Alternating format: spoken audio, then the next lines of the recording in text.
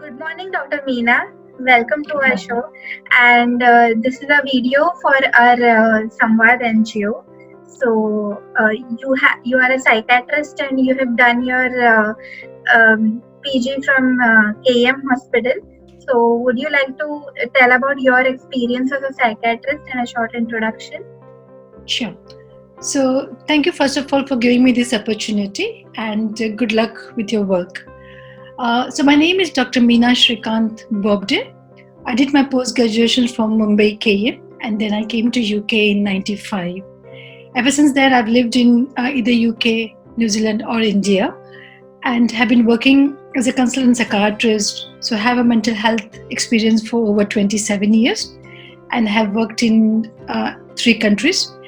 Currently working as a consultant psychiatrist in National Health Service in UK and also work for Ministry of Justice. Okay, thank you so much. We have a few questions regarding the mental health situation during this pandemic. So, will you tell us why mental health has been given so much importance and why it is affected so much during this pandemic? So, Rucha, as you can imagine, it's a very uncertain times for all of us. Uncertainty brings a lot of stress and anxiety, and that affects our mental health. We don't know how this virus is affecting, who's going to get affected, what are the long-term effects of it. It's also affecting our day-to-day life, it's affecting our finances, it's affecting our overall life. Due to the effects of the infection, we all have been asked to be isolated and being in the lockdown in our own homes.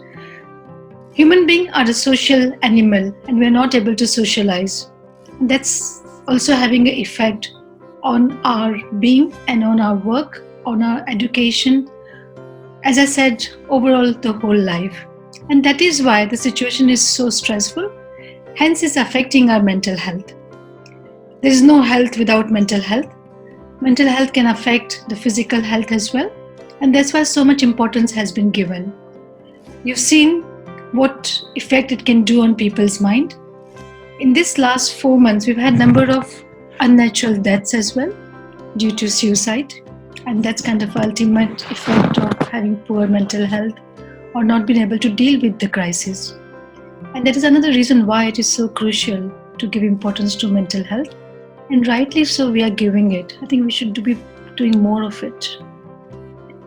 Thank you so much for the answer. And I wanted to ask you, during this lockdown, there is so much pressure on people to be as productive as they can be, staying in their homes. So how to deal with that? It's very crucial to remain healthy, and to remain healthy, it's crucial to have a routine. And we need to have some kind of activity and productivity. But at the same time, it's been like a bombardment of webinars, bombardment of social engagements, and bombardment of there's kind of so much over information is available. And because some people are doing it, others get pushed to do it, not required to do it. It's okay to sometimes have a break and say, no, I'm going to do nothing. Lots of people are making videos, lots of groups are making videos, they're practicing various songs and doing various things. Yeah, if you enjoy it, do it. But creating that additional artificial pressure isn't going to help. So one can do a self-talk and have their own boundaries and say, this is what I'm going to do, this is what I'm not going to do. But having said that, having some form of routine, some form of physical exercise, mental exercise, and social connections will really help you keep well mentally and physically. So it's important, but don't overdo, because when you're overdoing it, you're not taking time to reflect on the situation, reflect on yourself, reflect on your life. This is a good opportunity. Take it positively and take some me time. Very important. So define what you want for yourself rather than... Very much. And give priority to yourself. You should be the center and you should be the priority for yourself. Yeah. And basically not compare yourselves with the other people outside. Yeah. Yeah. You are a unique in your own ways. Yes.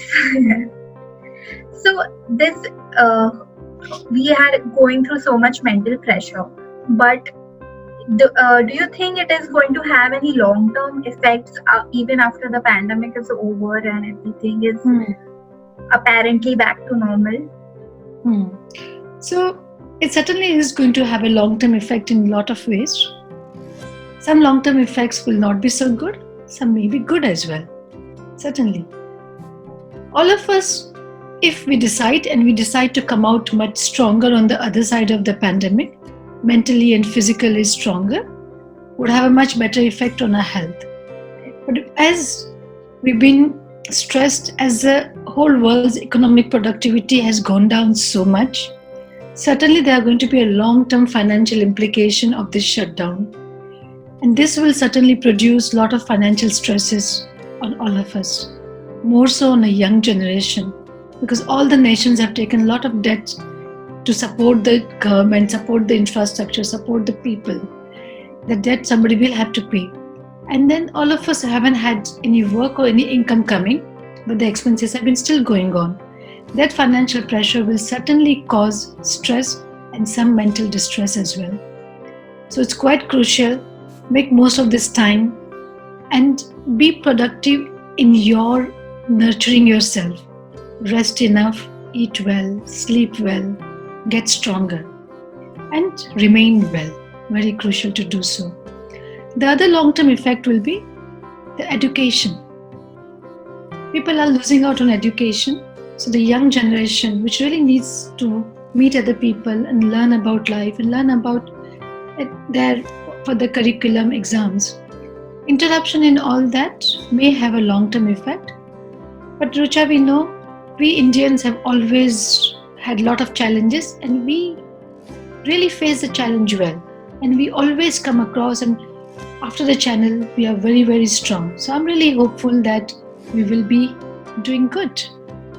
Yes, that is a very positive thing to say. And our Mumbaikars are full of challenges, and we face so many challenges, and we are always come out much better people. Right. So with this uncertainty and everything, this is the last question. So what would you like to tell our viewers about how to cope with the uncertainty? This is not new for us, Richa. We need to understand. We feel this is a new uncertainty for us. Life is always has been uncertain. When we wake up, we don't know what's going to happen. That's what the life is.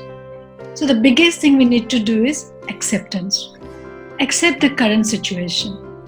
Find out, and another bigger, very important, crucial factor in current uncertainty is the bombardment of the media. So watch the news from the right source and find out what the scientific news, scientific developments are. And that will give you the right hope, and that will give you the right direction where to go into.